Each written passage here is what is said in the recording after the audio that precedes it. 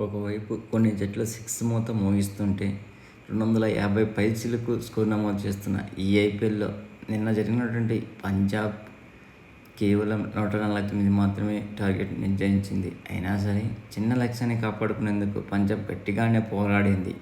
కానీ ఒత్తిడిలో రాహుల్ తెవాతియా 36 నాటౌట్, 18 బంతుల్లోనే 7 ఫోర్లు సూపర్ ఇన్నింగ్స్ ఆడడంతో గుజరాత్ టైటాన్స్ 3 వికెట్ల తేడాతో విజయం సాధించింది. మొదట పంజాబ్ 20 ఓవర్లకు గాను 142 పరుగులకే ఆలౌట్ అయింది.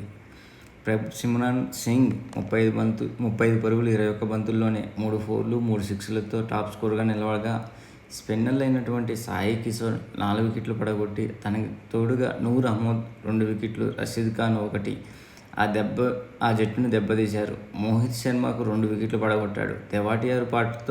తెవాటితో పాటు గిల్ 35 రాణించడంతో లక్ష్యాన్ని టైటాన్స్ 19.1 ఓవర్లో 7 వికెట్లు కోల్పోయి ఛేదించింది. హర్షల్ పటేల్ 3 వికెట్లు తీయగా లివింగ్స్టన్ 2 వికెట్లు బంతితో రాణించారు. ఆరో పరాజయంతో ప్లేఆఫ్స్ అవకాశాలను పంజాబ్ మరింత క్లిష్టం చేసుకుంది. లక్ష్యం చిన్నదైనా గుజరాత్ చెమటోడ్చింది.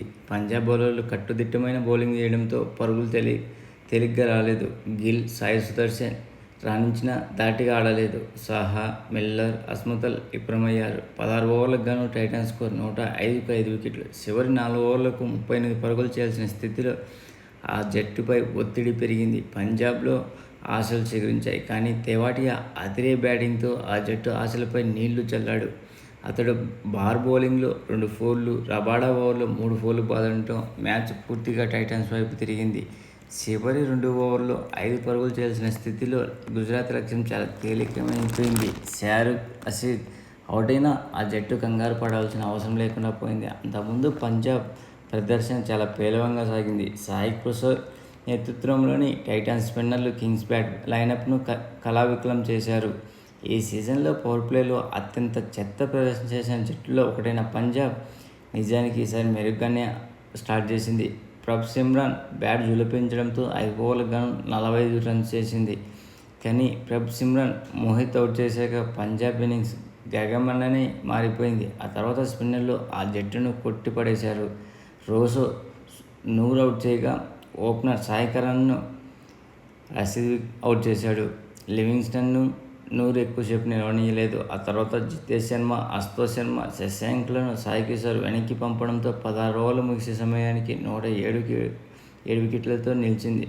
ఆఖరిలో హర్ప్రీత్ బార్ 29-12 బంతులు 4 ఫోర్లు 1 సిక్స్తో కాస్త బ్యాటింగ్ చులిపించడంతో 140 స్కోరు దాటగలిగింది.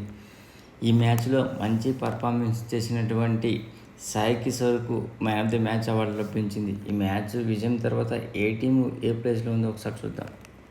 మొదట రాజస్థాన్ రాయల్స్ 7 మ్యాచ్లకు గాను 6 గెలిచి 1 ఓడిపోయి 12 పాయింట్లతో అగ్రస్థానంలో ఉండగా, కోల్కతా నైట్ రైడర్స్ 7 మ్యాచ్లకు గాను 5 గెలిచి 2 ఓడిపోయి 10 పాయింట్లతో సెకండ్ ప్లేస్లో ఉంది.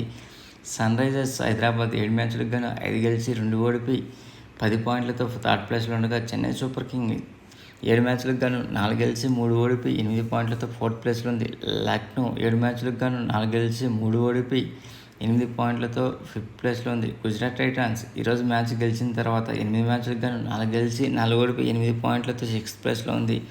ముంబై ఇండియన్స్ 7 మ్యాచ్లకు గాను 3 గెలిచి 4 ఓడిపోయి 6 పాయింట్లతో సెవెంత్ ప్లేస్లో ఉండగా, ఢిల్లీ క్యాపిటల్స్ 8 మ్యాచ్లకు గాను 3 గెలిచి 5 ఓడిపోయి 6 పాయింట్లతో 8th ప్లేస్లో ఉంది. పంజాబ్ 8 మ్యాచ్లకు గాను 2 గెలిచి 6 ఓడిపోయి 4 పాయింట్లతో 9th ప్లేస్లో ఉంది.